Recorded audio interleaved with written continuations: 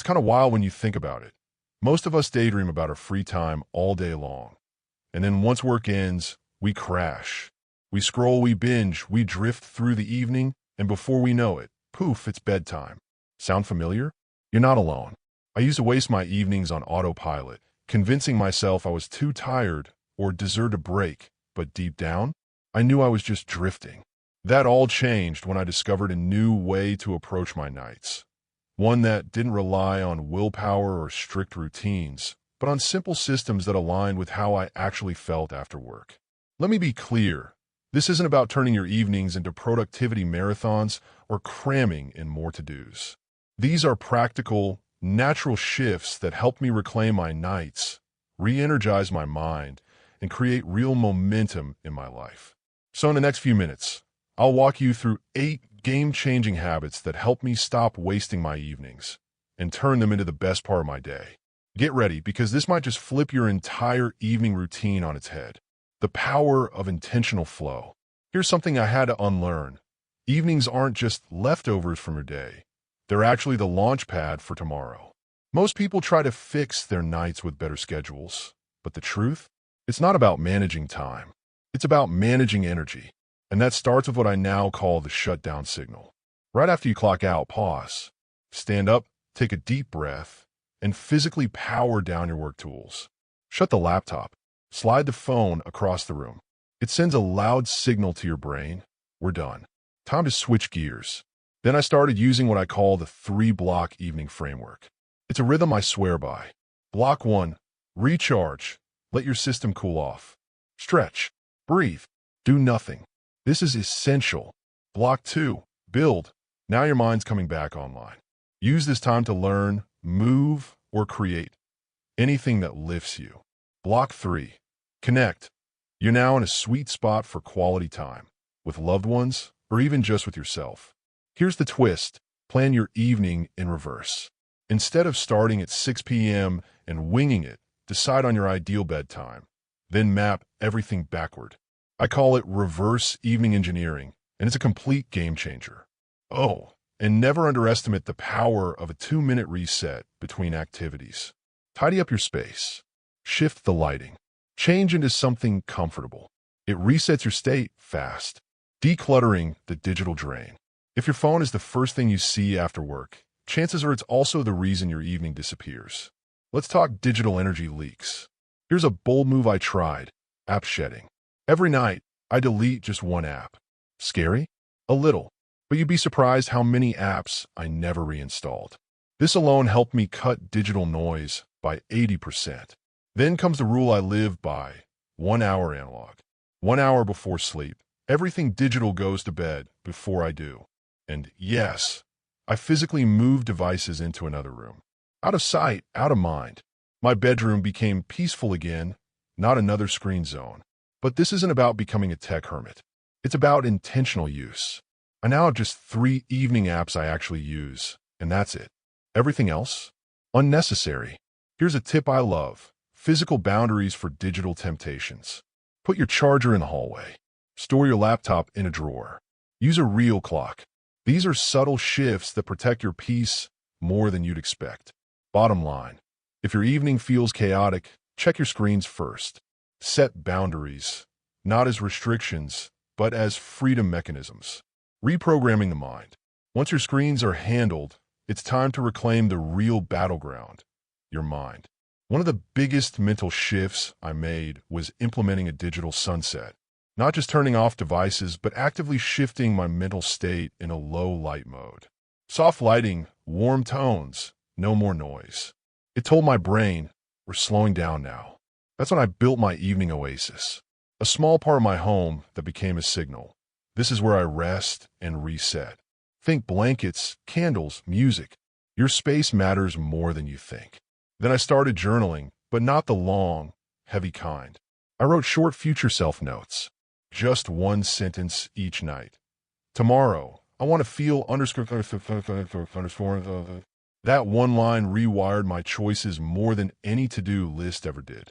Here's another powerful mindset. Your evening isn't recovery. It's renewal. You're not paying off exhaustion. You're investing in clarity. One tactic that helped me instantly: pre-decide everything.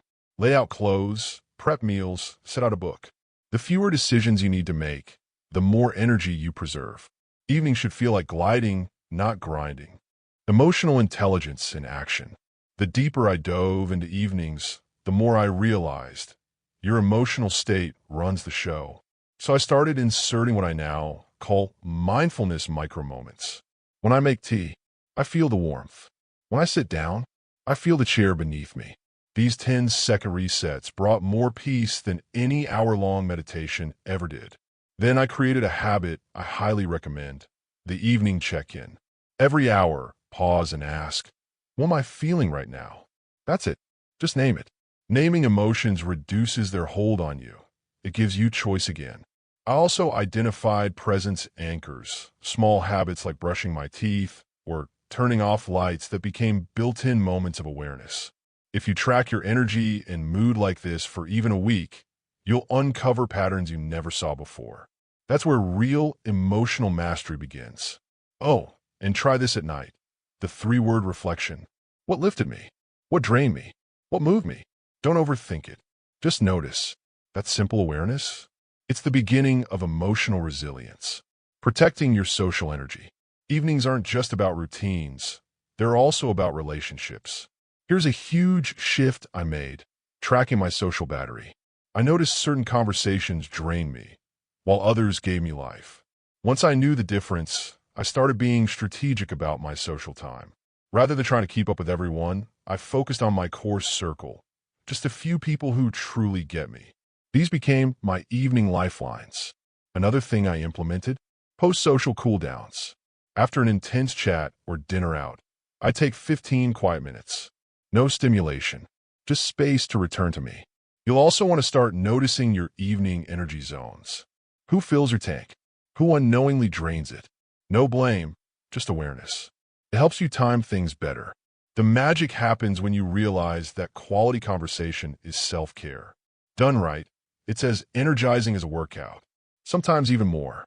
Building momentum with micro-habits. We often overestimate what we can do in one night and underestimate the power of tiny, consistent actions. That's why I created a strategy called micro-habit pairing. You don't build one giant habit. You link several tiny ones to moments that already exist. Like, walk in the door, hang keys. Change clothes, drink water. Light a candle, open a book. Stacked together, they form a rhythm that feels effortless. Even more powerful, find your evening trigger habit. For me, it's boiling water for tea. That one act flips the switch from day mode to evening mode. It's my signal. Also, rotate your evening activities. Don't lock yourself into the same routine every night. Create a rotation wheel. One night you read, another you draw, another you learn. This keeps evenings exciting and avoids burnout.